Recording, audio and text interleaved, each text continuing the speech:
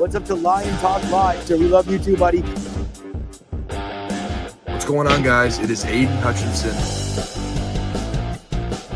What's up, everybody? It's Calvin Johnson Jr. here, a.k.a. Megatron, a.k.a. First Ballot.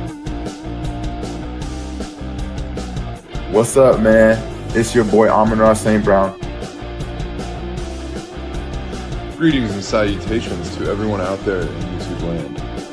This is Dan Skipper, offensive weapon for the Detroit Lions. Make sure you all help support Lions Talk Live, Coach Dan, by clicking on that like and subscribe button. Everybody, woo! I love nothing more than watching Lions Talk Live every morning. Woo! Woo!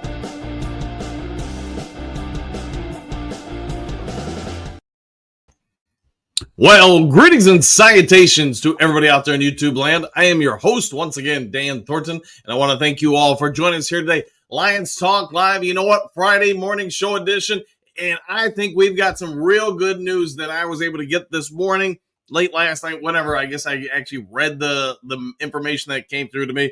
But hey, we often talk about what's it take to be a good team. We often talk about you've got to have a quarterback, the front office, the head coach that we're going to probably all mention this week, the offensive play calling. All those things are true. But you know what you also have to have? You have to have coaches that can identify talent, develop talent, and then get that talent to believe in itself.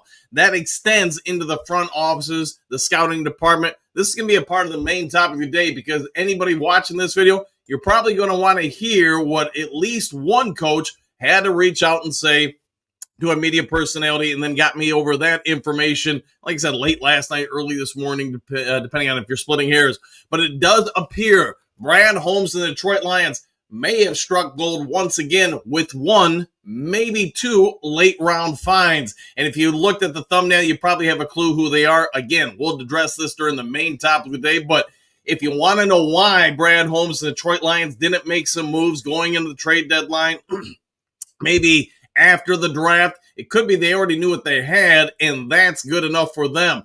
We see how the team's performing. We see the depth, but these two pieces, you know what? They may just be far ahead of what anybody anticipated, especially one of them.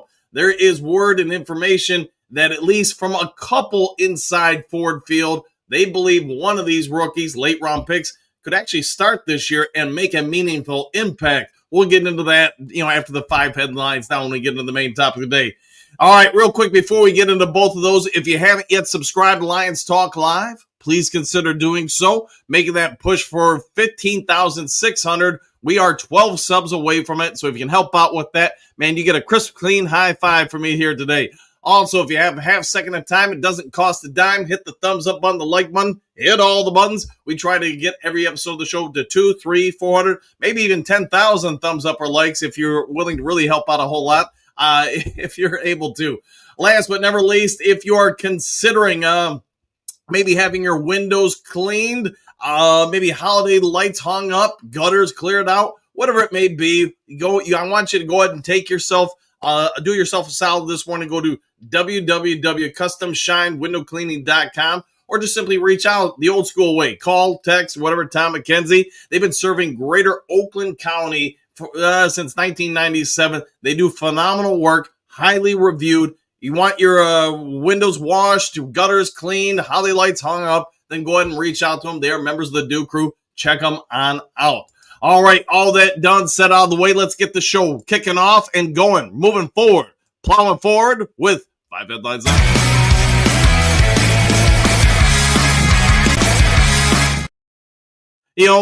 We got one extra headline for you here today. Let me pull it up. It's not really a headline, but I wanted to get it over to you guys. We often talk about draft picks. That will be a part of the main topic today.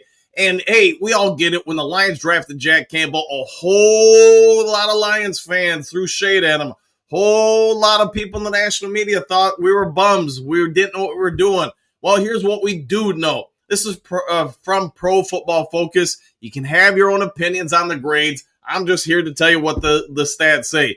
Linebacker Jack Campbell leads all linebackers with an elite. Remember, anything over 90 is considered elite by their standards. 91.8 run defense grade. He is also the only linebacker to rank in top 15 in run defense, pass rush, and coverage grades. Let that sink in. While this is not one of the 5 headlines now, I wanted to bring it up for one simple point. Jack Campbell is pretty dang good. He is a stud, and he is starting, in my opinion, to really kind of get into the conversation for, is he the best linebacker in pro football? Think about the fact that he can play defensive end. He can play the weak side, the Sam, or the Mike backer spots. He can play all sorts of different positions. And we all get it. What do the Lions want from their players? They want guys that bring versatility. You're not just, shoeboxed into one spot. You can play all over the board. I mean, heck, look at Dan Skipper. He's a breakout wide receiver, tight end, left tackle, right tackle, guard. But I joke with some of that, but you get it. Skipper has some versatility, and he is an offensive weapon. Jack Campbell, I think we're going to all be able to say by the end of the season, most in the NFL are going to consider him a top 10, maybe a top 5 linebacker. I'm starting to think, I won't say he's number 1 or 2 or 3, but I think he's starting to enter the conversation where maybe he should be considered that. All right, let's move on from that and actually get to the 5 headlines now. Lions defensive end tabs Eagles showdown as, quote, must win. This is a story by Christian Boer of SI.com. And this is coming from Aiden Hutchinson. Hutch talked to reporters yesterday. He wanted everybody to know he's fine. The elbow's not a problem. Yes, he got a rest day, as we all know. Then started talking about the team as a totality. He was even asked about the John Morton situation. He kind of really declined comment there. But when specifically asked about the Philadelphia Eagles game, and I'm going to paraphrase here, he said everyone on the team is hyped for this game. Why? It's an opportunity to see where you stack up against one of the NFL's best, the defending Super Bowl champions. You're going to go on the road in their place, hostile environment. We all know Philadelphia and fans are going to bring the noise, bring the ruckus. They're going to probably throw snowballs. Heck, they may throw snowballs and have Santa Claus come down and rain on our parade. Whatever it may be, it's going to be as ideal a situation to see where you could stack up as a football organization on the road and against a meaningful opponent. I think I won't go with Hutch on one thing. I don't think it's a must win, but if the Lions pull this off, and I do think they will, I think they're going to really set themselves up and do themselves a solid going into the stretch run for the number 1, 2 seed or whatever, let alone the NFC North. I was paying attention, driving around, showing houses and stuff yesterday, listening to Mike Floro, Chris Sims, and all those guys. I was surprised how many people in the national media actually, were saying, hey, we're going to pick the Lions. And we'll break it down more as far as the X and O's of it tomorrow, but you may want to tune in for that because there are a couple of aspects that I think the Lions have been setting up, not just for the Eagles, but for the playoffs. We've been asking some questions like, why is Tyler Lacey playing so much more in recent weeks? And I think the Sunday's game is a big example why you play him more to get him ready for games like that. All right, moving on to the next one, Pro Football Focus. All right, I already got it this one, even though I kind of went out of order with it. Sorry, I forgot I put it in there. But, hey, check it out. If you're a Jack Campbell fan, you're going to want to read that story. They do a real good job of breaking it down, and that comes with Jordan Underwood of the LA Times. Eminem to produce Detroit Lions Thanksgiving halftime show through 2027. Story by Jeremy Risman, SB Nation. Not exactly Lions news, but let's also face it. Eminem loves himself some Detroit Lions. A lot of people that are born and raised in Michigan, we all do, right? And the fact that he's going to step on in and help with the halftime show speaks volumes to his, I guess, enjoyment of the Detroit Lions, and also, in my view, how the organization under Sheila Hamp has really done a great job of reaching out, making this more feel like a totality effort that everybody who is a Lions fan at different levels, layers, structures are chipping in to help with this renaissance we've had in the last 5 years. The Lions have become the it ticket in the NFL. We all get it. The prices are up and away. That's also because people are willing to pay it. And you know what? The Lions may be the number 1 organization in the NFL. Let that sink in. Everybody who's got some sort of Lions tie wants to help out. Eminem, give him some props for doing just that. All right, NFL Week 11. 3 underdogs primed to pull off upsets. Story by Nico Marshall of USA Today. And yes, I'm going to give you a spoiler alert before I even get into it. The Lions may be a part of this. All right, let's start off with the story. They've got the Tampa Bay Buccaneers pulling off the upset against the Buffalo Bills. Buffalo opened up this line when it came out from Vegas. Originally, I want to say up almost 8 points on the road in Tampa Bay. It's down to 5.5 points, at least when this story was penned. But I do agree. I think they've got a real opportunity, the Buccaneers, to beat the Bills. The Bills, man, talk about Heckle and Jekyll, whatever you want to say, just up and down. They can look phenomenal one week. They can have every question in the world the following week.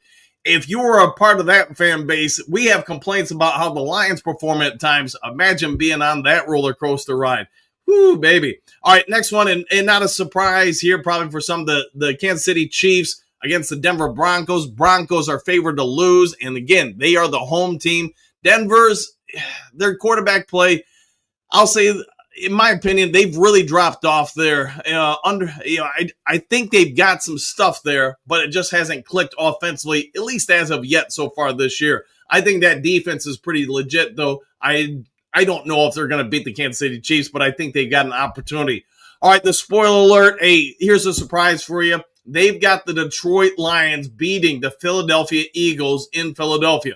No small task. The line has moved. I know originally it was 1 point. Now it's 2.5 points.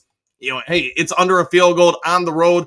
The long storied mantra was, hey, if you're the home team, you're getting 3 points. The fact that Philadelphia isn't getting a full 3 points in a hostile environment against the Detroit Lions probably needs to tell us all that the across Vegas national media, they are considering the Detroit Lions to be pretty dang legit. I think we're all, as fans, we all want to say, hey, our team can beat anybody any given Sunday. We're the best team out there, but we're also selfish Lions fans. We're biased opinions. So looking at breaking it down, like you said, Mike Florio, Chris Sims, and now Vegas, you got this reporter, that reporter. There's a whole lot of people jumping on the Detroit Lions bandwagon now that MCDC has assumed controls of the offense, and I don't disagree with him. I think it's, from a coaching standpoint, you've got one game to kind of ascertain what Dan Campbell's normalities are. I guess you could go back to 2021 when he took over the offense and say, hey, what did he do here? But that's also a whole lot of different talent. Perryman's no longer here. Williams isn't here. Quintus Cephas isn't here anymore. I mean, you get it. The Lions have gone through significant changes in the span of 4 or 5 years, whatever you want to say. In my opinion, this is probably a chef's kiss opportunity for MCDC. Yes, you put some stuff out on tape against Washington last week.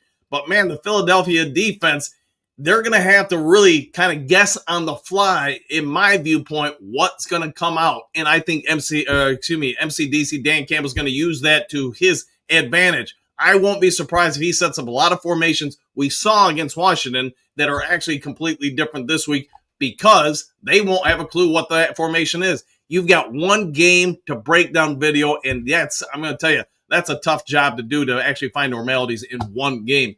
All right, last of the 5 glorious headlines now. Detroit Lions bold predictions for Week 11, Sunday Night Football versus the Eagles. Clutch point Steve Silverman with this one. And yes, I used to coach a kid whose dad was a lawyer named Steve Silverman. I doubt if it's related, but we'll find out. I digress.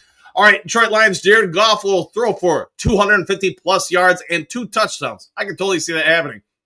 Again, because of the formations, the structures, what I'm anticipating out of MCDC, the offensive line assignments, we'll see what they do against Philly. If it's me, you guys already know this, it's man-to-man blocking assignments across the board. I'm not messing with the zone stuff anymore, especially against that defensive front for Philadelphia. I've got a lot of respect for those guys, the Philadelphia Lions. I would not mess with them. I just say, hey, you guys are all going to win this hat on hat, helmet on helmet, and you're going to go win your one-on-ones, and I think you're going to be in a good spot. You do that, I think the Lions can move the ball, and I do agree. Goff is probably going to have every opportunity to have a bit of a game.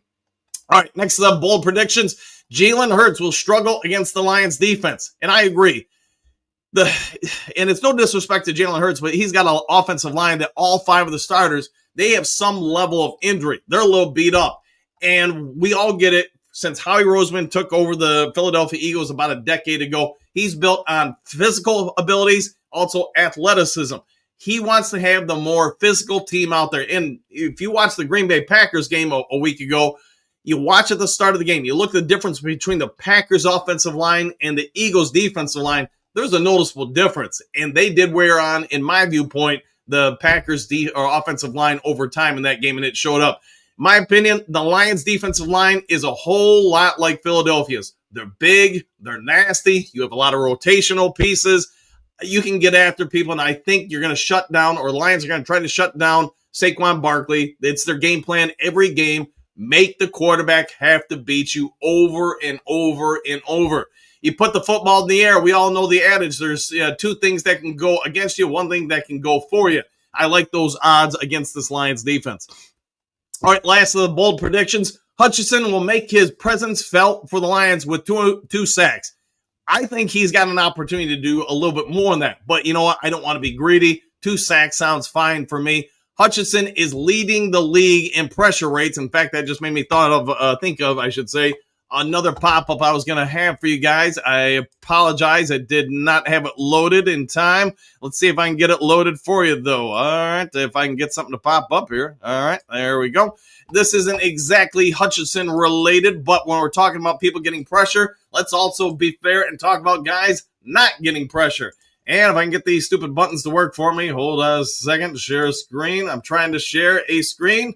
All right, there we go. While Hutchinson may be leading the league in pressure rates, guess what? We talk about the main topic of the day is going to be about Lions rookies and it's not Ratledge, by the way, but last week's lowest pressure rate allowed by rookie offensive linemen. You can't do better than 0, in my opinion.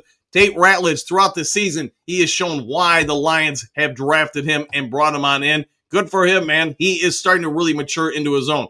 Getting back to this story, though, I do think Hutchinson's going to be used in a lot of different ways. He's going to be a part of blitz packages. You saw this to a certain degree last week against Washington, where they moved him around to the linebacker spot and they did some delayed blitzes with him. And I do think they did that intentionally in the second half. That's where I really noticed it, maybe a little bit in the second quarter, but I think they were working on some stuff to get really ready for Philly. I won't be surprised if that continues this week and throughout the season because it makes it harder to identify Hutch and where he's coming from, plus who needs to pick him up. I think the Lions were being actually pretty brilliant with that. We'll dive into that a little bit more during tomorrow's show when we break down the game. But right now, I know you guys are chopping at the bit. Let's get over to the main topic of the day because, again, this is coming from different people within the Lions organization.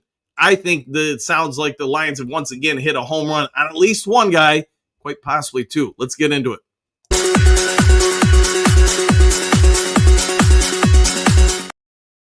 All right, let me start this off with, as most of you guys know, I've been a reporter in some degree since the late 80s. I've developed some friendships or whatever, and I try to keep those friendships in check by, hey, you help me out with this, I help you with that. You give me some information, I give you some information. Yesterday, not that it's Lions related, but most of you are aware the stock markets did not do well. Well, I gave somebody some information leading into that, so they returned a solid towards me. Gave me some information on 2 Lions rookies that they think they're going to be pretty dang good, and one of them this year. I'll start with the first one, the big one name on this list, and that's going to be Miles Frazier. We all wanted to know why the Lions didn't make some sort of moves to get a left tackle, right tackle, guard, whatever it is, a center. It seems like they knew what they had already. They just wanted a little bit more confirmation with Miles Frazier. Frazier in practice apparently is a brick wall. Apparently, he's a brick wall that can run too, because they have even used him apparently in screen passes, pulls, traps, getting out wide for Gibbs, amongst other players too, to be fair, not just Gibbs, but like Baki, Dave Montgomery. But they're having him sort of like we've seen with Penei Sewell, get out, lead block, and just plow the way downfield. Apparently, he's actually very athletic for a dude his size and his power. He's got a mean streak.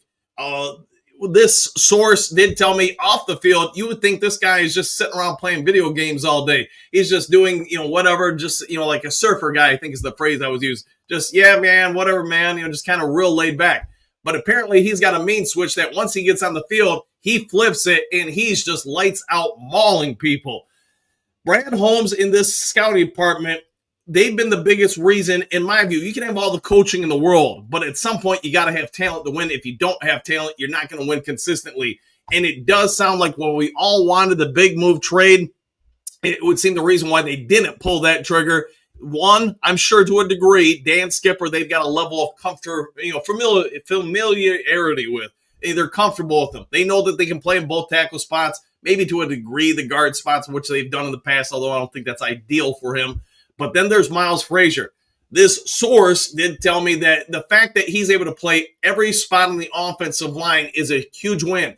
And apparently, as a rookie, he's not even troubled to play any of the spots. They have mostly centered these reps around guard and tackle. But to be fair, they've swung him on both sides, and he just doesn't have a problem with it. Could he be the center long term? Maybe, but at least as of right now, they have not really given him snaps there. Again, though, when talking to him, he said he's winning like 90% of his pass blocks. So even when blitzes are coming, he's doing a good job of delaying them, slowing them down, and owning them. We all get it. Offensive linemen really don't have a ton of grades, so you have to go with what the eye test tells you. And Miles Frazier, it does sound from everybody reporting this, he's a win for the Lions. Could he be the long-term answer? We're going to have to wait and see, but it does sound like there's a real possibility later this year we could see him get in the field. Miles Frazier, he's got what all good athletes do. He's got confidence. We all saw the story, I think it was a week ago, saying, hey, I need a week to get ready, maybe two, just put me out there. And, a lot of us would say that's just, players talking, people being confident, pumping their own chest, whatever you want to throw out there. But he might have been right. And it does sound like the Lions are toying some packages to get him out there on the field, maybe to start as the sixth offensive lineman, extra blocking assignment. But the fact that he is mauling people, that means pancaking them, putting them on the ground, and able to get out in space and run and lead block on pulls, swings or whatever out wide, or when he's lined up in the guard position, he's getting somebody to the ground and then going downfield to get somebody else. That's a big win. Offensive linemen that are big, powerful, and that can run are very, very rare. The Lions are blessed to have two of them already on the line in Ratledge and Penei Sewell, although Penei Sewell, I'm guessing, is going to win most races with almost any offensive lineman in the NFL or on planet Earth. But apparently Miles Frazier isn't that far behind. The other person to be talked about is, and not a huge shock here, I think, for most Lions fans, is Hassanin. Hassanin, while he's been very limited since his return, the one thing I did get information-wise for you is he may be the most athletic guy out of all the defensive ends. He can explode. He can get upfield in a hurry. His hand placement, I'm told, in some of his technique needs a lot of clearing up. Not a surprise. Anybody who watched him in college understood that. Anybody who watched him in training camp, you could see it slowly developing and growing. There's no doubt the kid's going to put in the work to make those growths happen. But they just said getting him on the field and stuff, putting him through positional coaches drills. Sorry, I'm reading the notes here while I talk to you guys.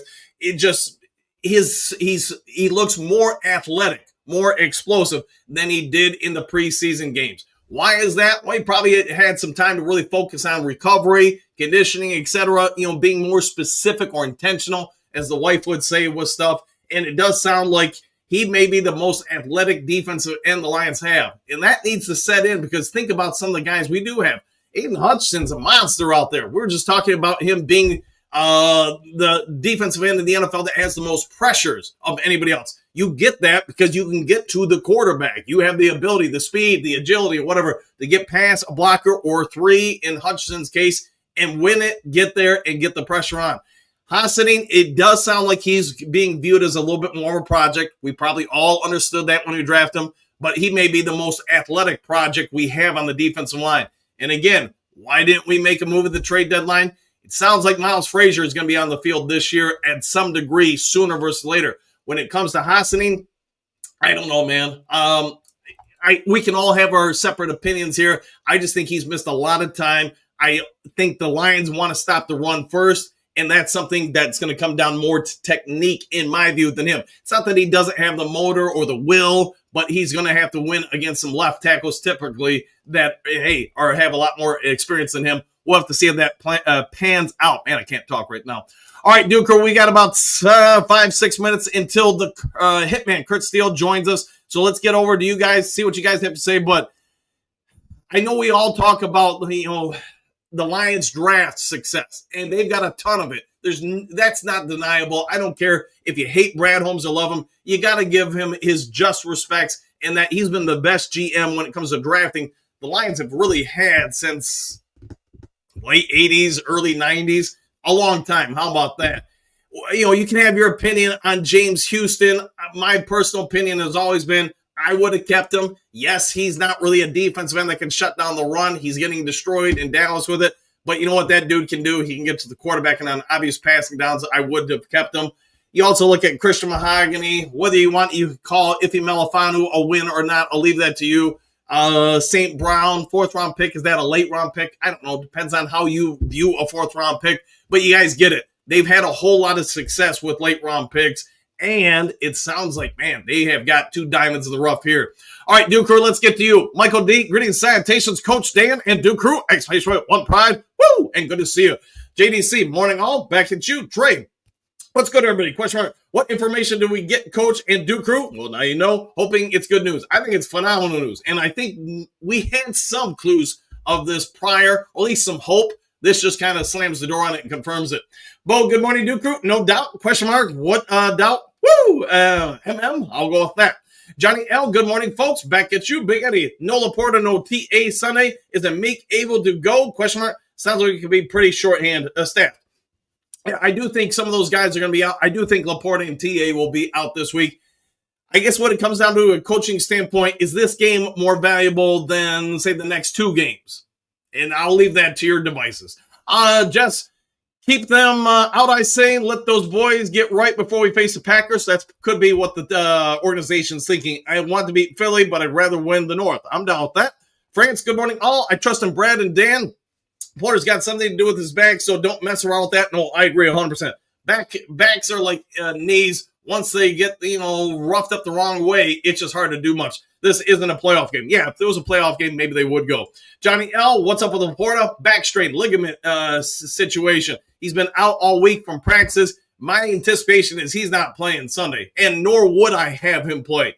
I get we all want to beat Philly. That's without question. As Lions fan, you want that, but you got to make a business decision. Would you rather have him miss this game, let that back get right, and have him available for Thanksgiving, or would you rather have him risk messing it up more and then miss, a month? That's where I'm at with it.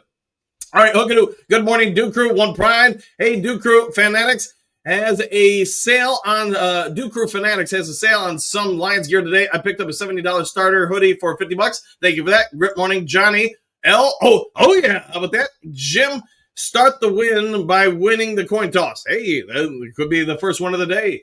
Robert, greetings and salutations, and always a pleasure to see you.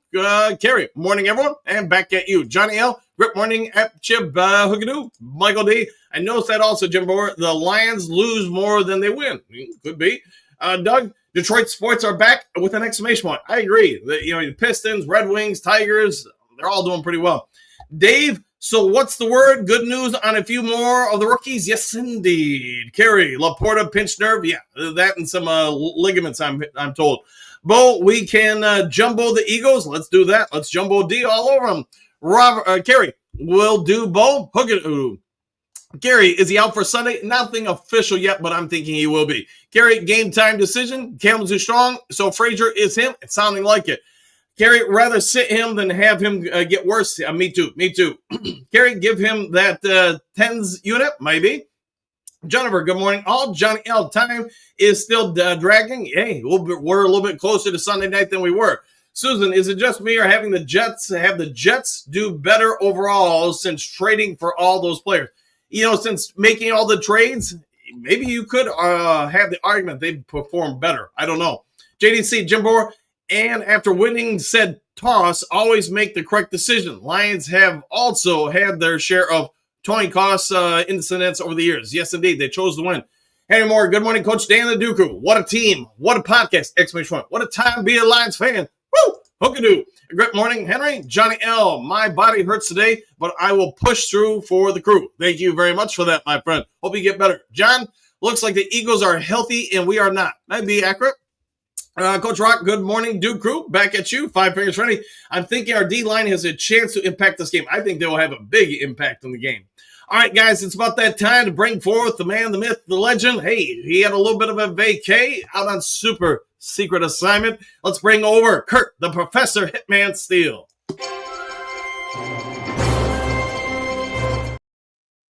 Professor, what is going on, my friend? Good morning, everyone. How is everyone doing this morning, man? Glad to be back. You know what I'm saying? Back out the vacation. It was a good little break for myself. Got some stuff done and relax. So ready to talk Lions with you guys. Let's talk about the Lions. All right, let's start off with the main topic of the day. It sounds like, from all sorts of reports, Lions have once again hit on another late round pick, and it does seem like Miles Frazier is the man.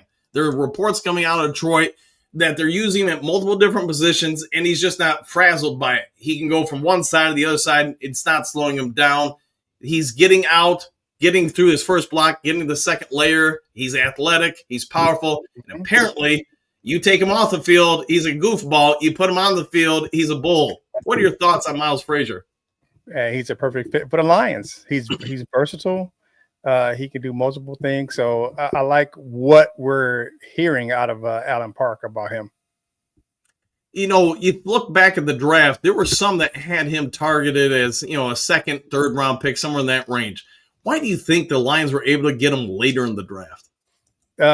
Maybe the injury, because you look at it coming in, maybe some, they did the medicals and they saw the injury. So they, kind of backed off of him. So, Brad Holmes, he likes the little injuries, so we can bring them guys in that little hurt, so we can get them for a cheaper price. So, hey, I can't complain about that.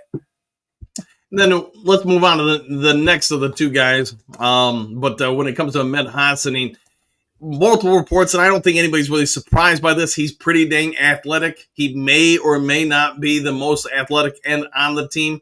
Mm-hmm. While it sounds like there's word that, and I'm just reading through the notes here, sorry, that Miles Frazier is going to be on the field sometime this year in different situations or packages. What do you think Lions fans should have from an expectation point with both of these rookies? I think you may see, it depends on the injury, the injuries, of course, to the offensive line. If they can stay healthy with the group they have now, it's kind of going to be kind of hard, because if Yodi can keep his production up, it's going to be hard to, get in front of him for a rookie. However, Hassanin, I'm not really sold on him getting on the field this year. Just because you look at, he's on a practice squad, and if they're going to bring Frazier back, they're going to bring him back to the active roster. Hassanin, but the one thing is that having Frazier in the building, even though he's on IR, he's around the team, he's able to be coached and things of that nature. Hassanin was not able to be coached, he was just out on the street. So his development has taken a step back. And I just don't see it where he just, leapfrogs all these veteran players in front of him who have been playing well this year. So, yeah, I don't see it. He may get elevated for a game or two, but like seeing him on a 53-man roster, I don't see it until next year. He's going to need some time to develop before he gets before he gets to the active roster. And we got a little rager over on Boss Up Ball about him being on the active roster. We had a spirited argument on Wednesday about him, and I was like, I just don't see him on the active roster. Coach Jones was like, yeah, he's going to make it, and I'm like, not so much. I mean, I like the kid. I like the kid, but but you have to look at it where his development has taken a serious step back because of the fact he was on the street, couldn't get coached. He had an injury, so it's just one of those things, man. I like the kid, and I think he'll be a good asset next year, but I don't see it this season. As a long-suffering Lions fan for, I don't know, man, 40 years or whatever it's been, let's just go with this. This regime finds talent. This regime identifies and then develops talent, seemingly better than just about any NFL organization. I won't say there aren't others that aren't good, but they're rare. What makes this one work so well? Brad Holmes, the scouting department, how are they able to, if they get Mahogany's a starter, when healthy, obviously, and he was a late-round pick. If Frazier is another one, then he's another late-round pick. We all know the story about St. Brown. We all know, Ife Malafanu, to a certain degree, if he could stay healthy, was pretty effective. But this regime, it's not just first and second rounders. It's basically you get drafted, you've got a chance to hit. Yeah, you look at the way they scout and the way they, they don't just look for, just the what do you call that? The measurables. They look for intangibles as well. So, they look at how do they, fit into the scheme? How do they fit into the culture? You look at, that's one of the biggest things. So, I mean, they know when they're getting guys in how they are going to, produce, and they're going to develop guys. Ryan Clark said it best probably a couple of weeks ago on Get Up. He was saying, like, if any place I wanted to be drafted to for young players is the Detroit Lions. And you're going to get coached, you're going to get developed. And then at the end of the day, if you're producing, you're going to get paid. And you look at these guys, man, for Detroit, mid, late, doesn't matter, first round, if they get developed and they're going to get paid. So, and they're going to keep them around as long as possible. I mean, you look at these guys, man, that we've kept under contract. We look at a Derek Barnes, a guy like Amon-Ra St. Brown, and of course, Penei Sewell and those individuals. And then you look at just earlier, Jameson Williams, and they know how they're going to, if they guys produce, they're going to make sure they're taken care of, and they're going to develop them. That's the one thing I love about this coaching staff, is they develop players. They see what's, it doesn't matter what level they are coming in, the best players are going to play, and all players are going to get developed. Even the coaching staff is going to get developed. So I love what I see from this regime, from the coaching staff and the front office. I get you were on super secret assignment when this all, for the most part, went down. But John Morton, he had the rug pulled out from under him. I think we all understand why it happened. But yesterday, he actually took to the mic along with the other positional coaches, coordinators, whatever, and talked about it. I give him credit, man, because he had to know it was coming. We all knew it was coming. If he went into the press conference, that everyone was going to drill him about it. It's the job of the reporters to find out. He had nothing but good things to say. Hey, it's not about him. It's not about the team. Do you think this makes him more valuable to the organization that he's sticking around, or basically in a nutshell, what's your take on the John Morton situation? Well, he was part of the initial install of the offense, back in 2021. So, he was a valuable part of how the development of the offense. So, and I think that Coach Campbell is, he's still going to rely on him to, be an integral part. He still does the installs. Everything is pretty much the same except for the play calling on Sunday. And he has input, during the play call. So, like, he does input on personnel and things of that nature. So my thing is, he is the embodiment of this culture. Team first, win first, worry about your individual accolades later. So, I mean, like, and that's, and that shows in the attitude from the top down, players, coaches, staff. It's all about win first, team first. And, everyone's about that. You don't hear our guys, griping. And the media asks them all the time, you worry about the touches? Hey, if we're winning, that's it. And you don't see the stuff that's going on with the AJ Brown. And and I'm not saying that's a bad. I understand what AJ Brown is saying. He wants to contribute. Everybody wants to contribute, but you don't hear that, it's not an external thing when you hear all this stuff going on. People thought J-Mo was whining, and he was like, that had nothing to do with football. I was posting something on my Instagram. That's about me. That's just Instagram. Like, as long as we're winning, I'm going to keep blocking. I'm going to keep doing what I need to do. And you see, he got his opportunities against the Washington Commanders, and he showed up and showed out. And I think it could be another good performance from him on Sunday night against the Eagles, because they have some issues in their secondary. I'm going to talk about that today on my show at Live, following Lions Talk Live. I have to tune in for that one. Let's talk about this weekend's matchup, because we get it. They're to a degree. Laporta might not play. I'm guessing Kirby Joseph doesn't play. Could be a couple lines out. If this was a playoff game, do you think those guys are in, or are they keeping them out, thinking more long term with the season? Oh, hell yeah! If this was the postseason, those guys would be playing. Dan Campbell said that Kirby's getting better. Just not right where he wants to be. They don't want him yet. He was at practice. He just wasn't out there. Doing the practice portion. Even Kelvin Shepard said he's seen him doing some work. So he's probably doing some work on the field, just getting himself acclimated, getting a little bit better. Laporta, kind of surprising about the back. He hasn't practiced all week. May not see him on Sunday, but we got some, my man Brock Wright. People sleep on him, man. I like Brock Wright. Brock Wright can do his thing, man. He's a capable pass catcher, and then you bring in a guy like Isaac Tesla. So you have options, to bring in as far as other weapons if we can't get Laporta on the field this weekend. Do you think there's any opportunity for the offensive weapon Dan Skipper to assume the starting tight end role? Stop playing, man. Hell no. Stop playing now. Stop playing. No. As much as I love Skip, man, you need to be blocking. And if you're running a decoy route, just run a decoy route like he did against the Commanders, man. Just have him out there, and people got to pay attention to him because they will throw him the ball. I mean, it's not like they won't throw him the ball because he caught a touchdown pass last season. So, and they won't throw him the ball, but most likely he's out there as a decoy. Correct. Mm-hmm. All right. When we're breaking down this matchup, where do you think the Lions have the biggest advantage over the Eagles?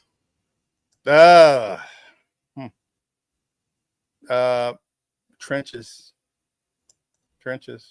I think the Lions can run the ball, and I think the Lions can stop the run. You look at this in I go into a little bit more depth a little bit later, but you look at how this Lions team stacks up against where they ranked in each position group. The Lions have a favorable matchup, even though they're road underdogs, going into Philly because it is Philly and they're the Super Bowl champions. Philly's not the same team as they were last year. Now they're winning games, but I would say this: the Lions' offensive line is not the same as the Packers' offensive line now. Packers' offensive line is absolutely trash with injury, and their offensive line, Philly's offensive line, has some injuries on it. Those guys, you got some guys that are long in the tooth, and they're gonna get out there and try it. But I'm liking our defensive front versus their offensive line. So I think the trenches is where the Lions can dominate on both sides of the ball, getting after Jalen Hurts and actually running the ball with Gibbs and Montgomery. We speaking of Montgomery, I get all Lions fans want more of a rotation where they have the same amount of snaps, etc.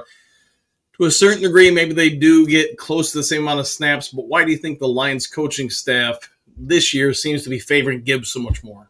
Yeah, he's producing. Like, the numbers don't lie, man. Like, I love Montgomery. I got him on my fantasy team. I want him to get carries. I want him to get touchdowns. Right. But at the sake of winning, I would rather have Jahmyr Gibbs. I talked about this last year. I was like, with his production last year, he was going to be their RB1 this year. I was like, there's no way. There's no denying it. The kid produces. He runs hard. He's good between the tackles. People just think he's just so fast and that he just runs to the boundary. No, he runs between the tackles hard. You look at that touchdown where he was just driving. I know they were pushing him, but that leg drive on that touchdown where they went about 11, 12 yards into the end zone, he was driving his legs, man. The kid got a good leg drive. He's fast. He's elusive. And once he hits the hole, man, he's gone. Early in his career, he was kind of hesitating, kind of getting up, kind of like, trying to feel it. But now he's hitting that hole and he's going, man. So I'm loving what I'm seeing for Jahmyr Gibbs right now, man. That's probably why I bought his jersey in the offseason before he changed his number. Now I got a white 26 that's kind of just sitting on the shelf. All right, just real quick before you get out of here, getting back to the main topic of the day, Frazier, because it does seem like this guy is an inevitability at some point. He's going to be an impact player for the Lions. Just too many people are saying the same stuff about him. Let's skip forward past this year, get to next year. Where do you see him in the Detroit Lions' future? Either he's the right guard or he's the center. One of the two. Because if they actually go to the plan of moving Tate Ratledge to center, then you stick him in at right guard. Okay. All right. He is Professor Steele. He has schooled us for about 15 minutes here. Professor, if you would, why don't you go ahead and give yourself a shout out to everybody about your great work, where to find your content, and how to support all you do. All right, man. Check me out over at the Boss Up Ball Out podcast. You can check me out over there. I've kind of been on a little hiatus from writing for right now, but go check me out on Sideliner Report, SIDLINR, no E at the in Sideliner Sports. And, just go ahead and check me out, man. KurtSteele.com, wherever you can find me on your webpage, man. But of course, definitely check me out on the Boss Up Ball Out podcast and Kurt Steele over on Facebook, man. We go live over there as well. All right, we'll all be tuning in at 8 a.m. this morning for the Boss Up Ball Out channel and hanging out with Professor Steele, who's back from wherever he was on super secret assignment. Professor Steele, as always, man, thanks for making a little time out of your day. Thanks, man. Hey, Duke Crew, love to see you guys again, man. We'll see you guys here shortly. We'll see you then. All right, Duke Crew, let's get back to your comments section for a few more minutes, and I got to get out of here a little early today. Dre Forge rocks, and he rolls. Look at you. Hassan is my dude. I think everybody's on that board. We like him a lot. Coach Rock, wife just said, mentioning that Tan's house is aging myself. Oh, well, tanning house. All right, how about that? And the dogs agree. Let's see, Thomas. Next year, Frazier could also, if needed, could play right IR. All right, right IR. Or let's hope he's off the IR. Left tackle, if Decker retires, ask Panay where he wants to play, left or right, move Frazier to the other. Yeah, and the fact that he's got every position available to him, I just think adds another layer to his availableness. Let's see, Kerry, work next to his house on Orchard Lake. We have a deal with it. Rock, yes, we'll have to deal with it. Kerry, work next to his. All right, got that one. Here's Johnny getting harder to hit that late first round picks. I'm with Doc Johnny Mac about if the skip them picks proven impact players. I've liked all of our draft picks so far, but I get your point. I say, Manley, good morning, Coach Dan and the Duke Crew team, and back at you, Coach Rock. Good morning, Hassanine. Look at you, sweet Carrie with the next page point. The program, go Lions, go indeed. Bo, good day, medley. Let's see, Southwest. Let's see. No Laporta will hurt. It will impact the game, but hey, I'm gonna have faith in the team to figure it out. Hey, it's Fish. Alex Anzalone reminds me of Chris Spielman, but he's a bit faster than Chris. Yes, I'll say there's some similarities. Hookadoo, Mr. Hassanin. Grit afternoon, sir. Does Ahmed eat a bowl of grit for breakfast? Inquiring minds want to know. Eddie's Fish. I'm looking for some new Detroit Lions friends. Hey, you got a whole bunch of them. The 302 kid. Good morning, Duke Crew and Coach and Duke Crew. Exclamation point. What's the word on Rodrigo? Question mark. Go Lions. Should be getting back sooner versus later, I would think. Coach Rock, Chris was smarter and starved from day one. I remember, I think I've shared this before. There's one point I remember covering the team. Oh, gosh, I want to say it was the 93 season. And he had something going on with the shoulder. I don't remember the exact injury, but I want to say it was displaced or whatever. And it would swell up in practices or during the week to, almost look like a dodgeball was sitting on his shoulder. And he would have like a quart of blood or something like that drained from it every day after practice. And when asked, should you sit out this week? He'd be like, nah, I'm still playing. And it's just different times, right? All right, Thomas, looks like we have a billion cash spent on re-signed players already. That's why the draft picks are extremely important. At some point, we will not be able to sign our guys. I'll go with that. See, Phil says, greetings and salutations. Back at you. Irv, what do you got? What are your thoughts on the Lions fan base in Philly? Lions fans travel deep, and Philly fans create a rough environment. Hey, I would always err on the side of caution. Having watched games in Philly before, not been up in the stands, I would say that, yes, some of the Philadelphia faithful can get a little over exuberance. Maybe is a good way to word it. Mary, good morning, Professor. Egon thinks that graphic. I'll go with that. Taylor made the Man of Steel. Rock, get rid of the salary cap. Hearing that's what the players want next contract. I don't think it's going anywhere. I think the NFL they don't want to go back to having it like it was in the 80s, early 90s, where basically you could have Hall of Famers on your bench just because you signed them to that big of contracts. Gary agreed. Rock, JDC, Puff, woo, Coffee, and Lions Talk Live. Bo Frazier is a versatile tool. Versatile indeed. Oh, Water Kentucky, what do you got? 16-20. A little wake and bake, and the Lions improving? Yes, they are, my friend. Okay, if they got rid of the cap, could you imagine how much game tickets would be? I think the other problem we would want to consider with getting rid of the cap is that the NFL wants parity in the ideal world, the NFL wants every team to have a chance to make the playoffs final 2 weeks of the regular season. Why? That keeps viewers engaged. It keeps the fan bases going, merchandise selling, tickets selling, but more importantly, commercials selling on those respective networks. If you go back to where you have the haves and the have-nots, it doesn't, make the NFL nearly as much money. Here's Johnny. Ed Need and Howie Roseman find a way to sign impact players and win Super Bowls. I'll go with that. Thomas, with all the billions spent on, all right, we already got this one. All right, Sneed, all right. Well, excuse you. How about that? Thomas, Miles can play anywhere on the line. Yes, he can, and that's apparently a good thing for the Detroit Lions. Garrett, I love Anzo in the backfield. He's that piece that keeps everything balanced. Could be. Free for all question. If a team wants to poach a practice squad player, can the players say no if they want to stay? Not if they're not a vested veteran. So if they don't have more than 4 years in the league, no, they cannot. They would have to go. Don, if we could, Giovanni Manu up to speed, I think he's improving, at least in my humble opinion. There's a noticeable improvement from when he was drafted where he was now, or at least before the IR. I think he's going to keep going. Whether or not he's going to be a starting left tackle at some point, I don't know. We'll have to wait and see. All right, Thomas, cut 100% on Ahmed. I love who he is, but expect him to make a dent this year. Question mark, not reasonable. Next year, when there's no Davenport, 100%. Okay. Steve, Bo Frazier hasn't played a game, slowed your roll, dude. I really like him, though, from all that we're hearing and seeing. JDC, Detroit Lions rebuilding since 1957. Stay tuned to Coach Dan and Lions Talk Live for more updates. Go Lions with an exclamation point. I say, Manley, good morning to all my friends in Lions Talk Live. Big Eddie, Cynthia, Hookadoo, and all fans watching. And back at you. Thomas, free for all. I believe they do not have to. Kerry, Dan, you and I think the same. It happens, man. Hey, it's glad to know I'm not alone. All right, got that one down, Burr. To play it out, you think Detroit rebuilding your live? Okay. All right, here's Johnny. The time for the Lions to win the Super Bowl is now. I like the way you're thinking. Let's win it this year, my friend. Pierce, Don Burr, the one good thing about the 24 class, only 2 guys worried about resigning. All right, Thomas, Steve on Frazier, you are correct, but this kid's got a bundle of talent. Watch tape. I don't believe he's going to be a factor this year, but I believe Decker and Glasgow retire. He will start. I think he's going to step in. I'm probably leaning towards Decker and Glasgow. This is probably their swan song year. We'll wait and see.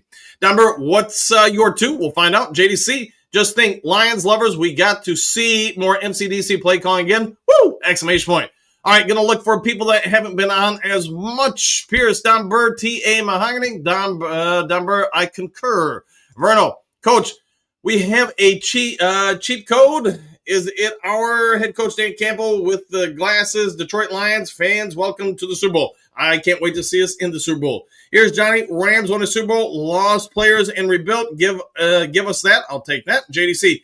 Dave Flip, get a grip. Let's hope he does. JDC has joked about what forever chill out on his comments. All right. Looking for people that haven't been on as much. JDC, Don Burr. It's a shameful plug for Lions Talk Live. Joe. Yes, indeed. Yes, indeed, my friend. Johnny Gaz Sports, good morning, guys. Exclamation point. Happy Friday, Duke Crew. And back at you, Gaz, man. Let me know when we can get you back on the show, man. It's been a hot second. Water down on Main Street. Hey, it sounds familiar. Don Burr, me either. Laughing out loud. Pierce, Don Burr, DDI ain't going anywhere until he is no longer on the roster. We will see. JDC, it's a zillion and one. I'll take that. Hasani Manley. Cynthia, I hope Santa will bring your new jerseys eyes named Hasani. Let's do that. Cynthia, good morning, Mr. Hasani. Exclamation point. Bill, last time I watched your live, I was in the Philippines. Hey, well, wherever you are now, hopefully you're having a great one, Bill. And thank you for watching the show, as always. Gary, man is going to be on that line somewhere. He's just got too dang big to put anywhere else. We'll find out. I do think he is developing. We'll see where that takes him in the future. Big D, Mr. Hassanin, great morning, friend. Cynthia, Mr. Hassanin, thank you. The non-laughers. I think the D needs to be prepared for the counter or misdirection. Vikings exposed us with counter and cut blocks, cut backs. How about that? Yeah, and you can see we talked about during the live of that game. The opposite side end would get pulled in too much and then backside blocked, so they couldn't get back out, set the edge. The Lions are going to have to watch out for that, to your point. All right, Don Byrne. Paris, I could get with that, but depends on cash we saved to bring on another impact player. Dolo, or he's the tackle. Could be he does become the tackle. Hassan Mali, good morning, City, and thank you for supporting my son, Ahmed Hassani. And thank you for being a part of the show. JDC, oh, by the way, Don, I do live under a rock. It happens, man. Sometimes we all do, right? Carrie, I do agree. Glasgow has issues. He is, man, but he's powering through, doing what he can. Stay winning. What do you got? I anticipate the Egyptian dream will back up his I'll die for you, coach, by being an absolute beast on the edge. Woo! I think he will be a beast on the edge in time. Got to give him time to grow and develop. JDC, oh boy, here we go. Could be accurate. JDC, happy trails, go Lions victory. See you next time, Vernon. Coach, do you believe the Eagles will blitz up the middle like the Vikings defense did? I'm sure they're going to test it. Why wouldn't you? Test it out a couple plays, see how it goes. If the Lions can handle it, great. If they can't, you're going to keep doing it. Carrie, I agree. Thomas, Bo, happy trails, new crew, all done and dusted, and for another day. See you tomorrow. We'll go with that. And get back to that real quick. One thing I learned real early in coaching: if somebody can't stop something, you don't stop yourself. You keep doing it. Sometimes coaches complain, well, they don't have an answer for something. That's on them. That's not on you. You don't tell your players not to perform. Eddie's Fish, I look for to Alex Anselm to cover the tight end Sunday night. Probably will. Henry, have a glorious day, my friends. Great show, Coach. Go Lions! Exclamation point. Have a great day. Phil, what do you got? Thomas, pimp, slap the like, y'all. Thank you for that. Hookadoo, I know he will. Mr. Hassani, I felt that way since he was drafted. I agree. Hassani Matthew, good morning, Mr. Big D. Carrie, happy trails, new crew. Stay on the upside. It's Friday. Go Blue, go Lions. Woo! And back at you. Big D is smiling. Lauren, take care, everyone. Exclamation point. See you tomorrow. Go Lions, one pride worldwide. Queen Mary, have a safe day. See y'all tomorrow. D. Terrace, Nola Porter, Reed, Arnold, Kirby. This will be a tough game. It might be, man. Doesn't mean we can't pull it off, though. You got Dan O'Damas tomorrow. Can't wait. He might actually be here with an exclamation point. Miles Marker, 6-3, one pride. Lions Talk Live fan. Gut and tag. I'll go with that. Michael, thanks, Coach. See you tomorrow. We'll see you then. Iceman, I still stand with in Brad I trust. I told people to be patient. Exclamation point. If these players pan out the way the rumors are saying, and if we go to the Super Bowl, a lot of you owe Brad an apology. Hey, that's how it goes, man. That is the world of professional sports, or probably sports at any level. All right, guys, I'm going to go ahead and get out of here. If there is breaking news later today, I'll get it over to you as quick as possible. If you would be so kind before departing, hit the thumbs up button, hit the like button, hit the subscribe button, hit all the buttons. Take care. Enjoy the rest of your day. Do something kind for somebody you don't know. Be a good human being, and we'll see you all on the next Lions Talk Live. Take care, everybody.